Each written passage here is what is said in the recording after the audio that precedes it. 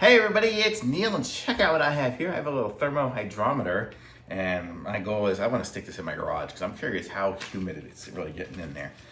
So I'll show you guys what we got here. So the box empty, I took everything out. Comes with a little handle, I guess, to hold it with, and then some instructions. Let's see what it says here. Just it's got a hang hole or the lanyard hole. Oh, I don't know what this is. Oh, a little sticker. I guess I could stick it to the wall with that.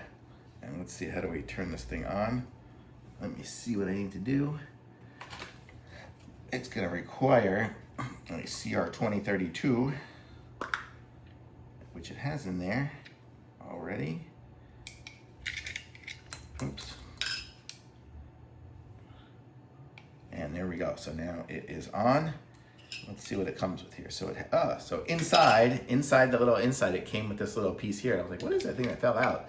So it was in there, and then this was on there, right? So it was all closed. But then this piece comes out, and then I can close it back up like that, and then this little piece will go in here like that. You see, I pushed it in there, and now it's a stand. So now I can stand it up. So I can stand it up on my workbench or something like that, so I can see the humidity out there. And right now it looks like in here we are at 21.9 Celsius. Let's see if I can change it to Fahrenheit by opening it up.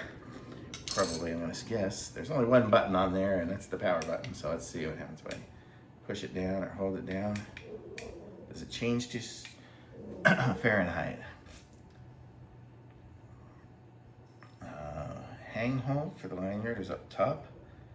The bracket button on the inside back cover, long press for 1.5 seconds to power on.